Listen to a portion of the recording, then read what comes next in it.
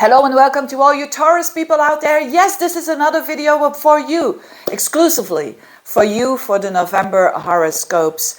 There were so many people who were saying, yes, okay, you do with the timestamps and all of that, but I love to have a video just about my sign, so I'm doing this. I'm doing this not only because I want to, because I'm so grateful and appreciating all the comments, all the energy exchange, the good vibes that I'm getting from you out there, the subscribing and commenting and ordering readings. It's all fun and great, and that gives me energy to do something extra for you.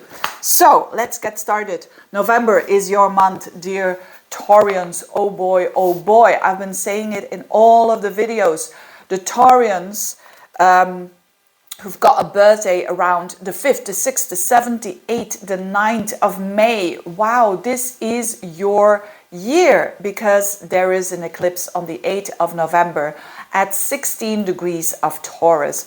All the Taurians will feel it, no matter if you even have your, at 1 degree of Taurus or anything. Of course, the more you go towards those degrees, you will feel it more. This is a liberating energy, no doubt about it. Is it easy? Not at all, because there is a lot of stress with this eclipse. I'm going to talk about other things as well. I'm going to talk about Mars squaring Neptune. I'm going to talk about your ruler Venus as well. But let's get started with this eclipse to get it out of the way. But again, I've been talking about it for a long time. So this is your month, Taurians, to liberate yourself. It's, yes, absolutely, with Uranus there, so close to the eclipse, it's now or never moment of course, these are energies. These planets are not doing anything to you. These are just energies. You can go on the ride of the energy or you can resist it. Of course, when you're going on this Uranian ride, which is all about what you value, what is a Taurus person valuing, this is about relationships, no doubt about it, with the significant other person, but actually with the relationships one-to-one, how you deal with it. It's time that you stand up for yourself. It's time that you say, this is what I like, this is what I don't like. And here's the thing. What is a struggling thing? It's the square to Saturn. And that square of Saturn is in your 10th house. So what does it mean? Taurian people are Venusian people. They don't want to make drama. They are the sign that least loves drama. It's the opposite of your opposite sign, which is the Scorpio. And so you don't want negative feelings. You want to avoid that. But if you're avoiding that too much, you are not being authentic. You are not being real. You could, it's the classical story of the people pleaser, is you're doing things for other people, which is nice and which is kind, and it can be your character. But if you're doing it to get love back from that person, it's called manipulation, which is negative, toxic energy. And this is so, I don't want to judge here, but it is how it works. So if you send out that you're not being real, that you're saying, yeah, it's okay, but actually it's not okay, I'm exaggerating a little bit, it's going to cause problems in the long run. And this is the moment where it can all burst. All that suppressed energy, all that people-pleasing energy, it's enough, right? And so the square to Saturn in your 10th house, don't forget the 10th house is not only career, it's also your public life. So it's like, because you want to stay publicly, you could say, in the way that you are, that is what is holding you back as well. But what is stronger? Uranus is stronger. So your fight for your liberation is definitely stronger than wanting to fit in, so to speak, with society. So, but the square means that you still have to do a little bit of both. And but don't forget, next year the Saturn is gone there, so you're going to go full force on, whether you like it or not, and that's a good thing. That's a good thing. And so I'm really excited for you Taurians out there, and I'm seeing a lot of Taurians really shifting gradually. That's the best way. Some of you will shift You know, they have, it depends on your story. If you've been building up and building up for years and years and years, it's gonna burst.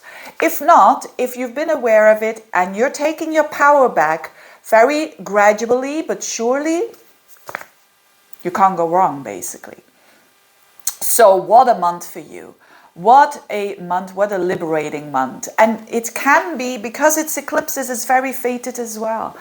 And Venus is in your opposite sign of Scorpio up until the 17th. So you want to relate with other people. You want to you want that things go well. You want to do your best. You don't want to go in a selfish Aries way here. That's not what I'm saying, but it's about this balance. And the moment Venus goes into Sagittarius in your 8th house, that's around the 17th. That is when transformation comes on a level of intimacy. So it could be very transformational month for you with Venus in the 8th house. It could mean endings of relationships that are no longer good for you, and that you know about this. I mean, this is not something, don't think like, oh, Veerle is saying ending of a relationship. No, this is the relationships that are very toxic, very bad. There is a lot in the heavens, so to speak, that points towards these endings. But on another level, if you are there working both on this, creating more vulnerability and intimacy and trust with each other, that it's all about trust here as well. It's about trust in the relationship. Issues can come up and they have to be looked at. And that is what you're doing. So you're being very brave, and I invite you to be brave during this month, notwithstanding the fact it's not going to be easy. Not at all. All these things that are, it's actually the things that are you could say, taking the side that is most difficult, which is going forwards and dealing with it. It's way more tough than just pretending that nothing is going on. So and Mars is in your 2nd house as well, squaring up to Neptune. So this all of this could cause you a feeling of insecurity, a feeling of, will I have enough money? Do I have enough money? Do I have enough resources? Do I have enough self-worth? But that worrying is actually helping you, because the Mars is retrograde as from the last day of October. This worrying is helping you in order for you to get where you want and where you need and your goals for the future. What a month. I wish you a lot of success. Thanks for watching. Bye-bye.